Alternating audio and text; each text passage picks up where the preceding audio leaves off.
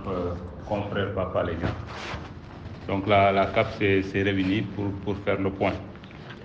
Et la CAP tient d'emblée à démentir une information largement relayée que la CAP a abandonné Pape Alé Niang cette fois-ci. Il n'en est absolument rien du tout. La CAP est plus que mobilisée pour réclamer à nouveau donc sa libération immédiate et sans condition. Vous savez, la CAP qui regroupe plusieurs associations faîtières des médias défend un journalisme libre et responsable. Donc quand nous défendons ce genre de journalisme, ça va au-delà de la personne de Pape Alé Niang. Parce que ça peut être moi qui vous parle, ça peut être Ibrahima Lissé Faye qui est à côté de moi, ça peut être Aminatou Mohamed Diop, ça peut être Nina Penda Faye, ça peut être vous derrière donc les caméras et les reporters. Donc quand on défend un journal responsable, on le défend quelles que soient les circonstances.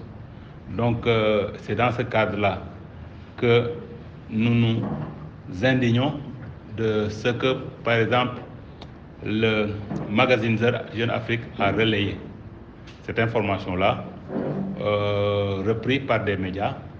Et ce magazine Jeune Afrique, qui n'a même pas eu la courtoisie de se rapprocher de la CAP pour avoir sa version, c'est ce magazine-là qui a relayé l'information, tendant à faire croire que nous avons abandonné Pape Alé Niang à son sort. Il n'en est absolument rien du tout et nous le réaffirmons.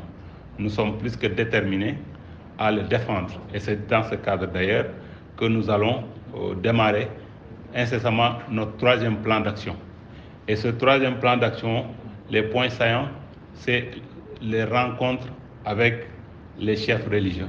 Nous avons fini d'ailleurs de rencontrer l'archevêque de Dakar, Monseigneur Benjamin Ndiaye, et nous avons été il y a quelques jours voir le Khalif des Layènes.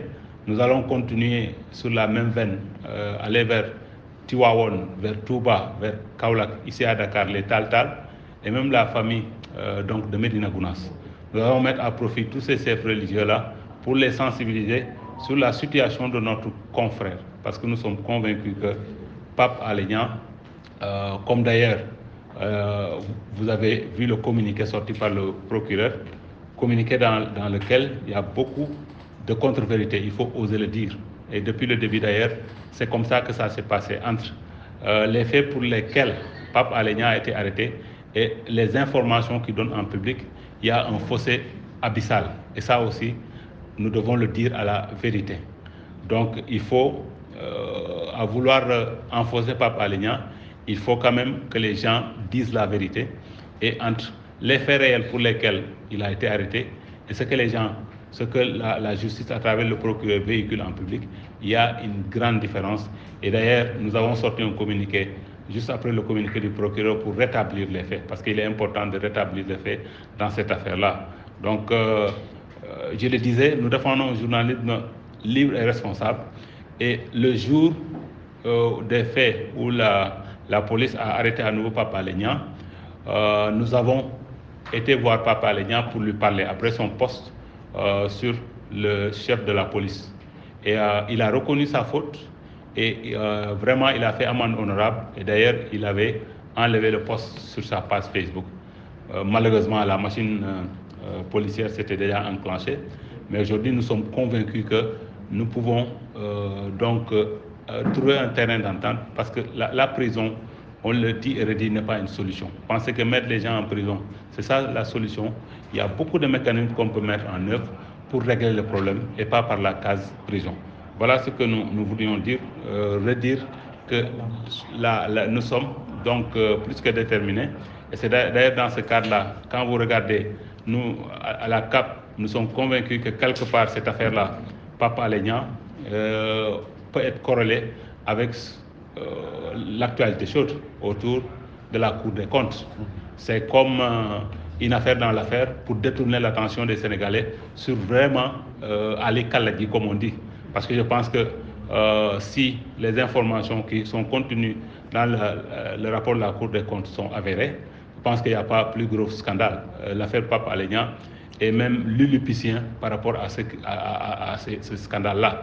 Je pense que de ce côté-là, le procureur a beaucoup d'os à ronger de ce côté-là que de s'acharner sur notre pauvre confrère Je pense qu'il faut de ce côté-là que les esprits reviennent à la raison.